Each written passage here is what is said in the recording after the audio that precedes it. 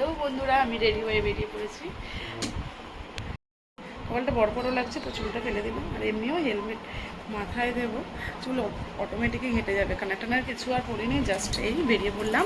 এই দেখো আমার লাগেজ বস্তা, আর এই যে নিয়ে নিলাম ঝোল্লাটা। আবার এসে অনেক কাজ আছে, দেখতে থাকো। হ্যালো বন্ধুরা, welcome back to my channel. তো বেরিয়ে পড়েছি সাজুগুজু করে, আজ একটা মেকআপের কাজ ছিল।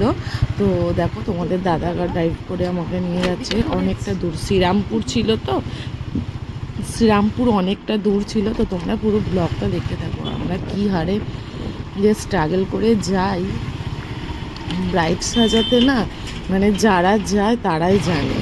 এবার আমি তো আর একা মানে ছাড়ে না, আমাকে যেতেও পারি না যদিও। তো তোমাদের দাদাই স্ট্রাগল করে নিয়ে যায়, নিয়ে আসে। তো কী হারে যে আমরা রাস্তায় এমন পজিশান থাকে, মানে আসার সময়, রাতে ফেরার সময় না বেশি বোঝা যায়। এত লরিরা সাইড চাপে না, মানে কী বলবো, কিছু বলার নেই। হাইওয়েতে উঠে পড়লাম। তো দেখতেই পাচ্ছ দুপুরে রাস্তা ফাঁকাই থাকে। আর সাইডে দেখো কৃষ্ণচূড়ার গাছগুলো কত সুন্দর সুন্দর হয়ে মানে সিনারিটা হয়ে আছে, আকাশ সুন্দর। আর লরি টরি যাচ্ছে, তবে যাওয়ার সময় কিছু মনে হয় না, আসার সময়তেই রাতের সময়তেই বেশি ভয় হয় যে যদি সাইড চাপে জীবন প্রাণ রিস্ক নিয়ে আমরা ব্রাইড সাজাতে যাই। তাও ওখানে অনেক কথা হয়, ব্রাইডের বাড়িতে না অনেক অপমান হয়, আমাদের অনেক কথাও শুনতে হয়, কিন্তু কিছু করার নেই।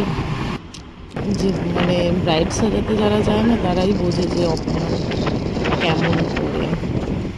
সবাই না, অনেক ভালোও আছে, কিছু কিছু মানুষরা আছে ওরা মুখ করে এই দেরি হচ্ছে কেন, এই হচ্ছে কেন, এতটা জার্নিং পথ তো যাবো, তারপর তো আবার ব্রাইডেরও অনেক কিছু সমস্যা থাকে, এটা এই করবে না, ওটা ওই করবে না, এটা এই সেই, মানে নিজের মতন তোমাকে সাজাতেই দেয় না। অনেক ব্রাইড আছে, তো আমার এই ব্রাইডটাও সেই একই সেম ব্রাইড ছিল, তবে কোঅপারেট করেছে ব্রাইডটা অনেক।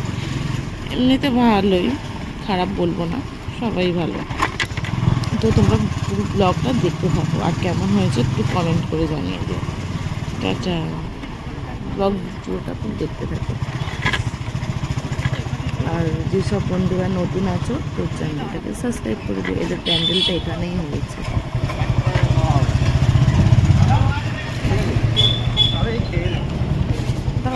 দেখতে থাকো, পুরো ব্লগটা দেখতে থাকো।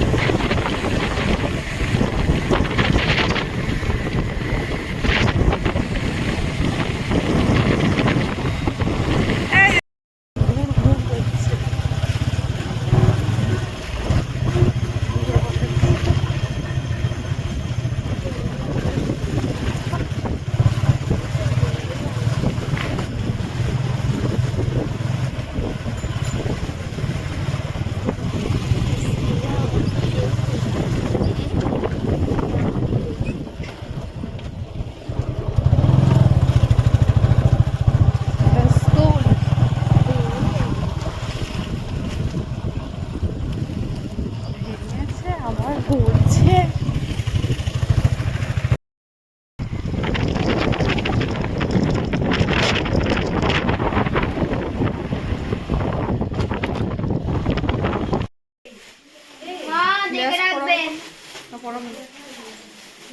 আমি এখানটা আছি, দেখে রাখবে।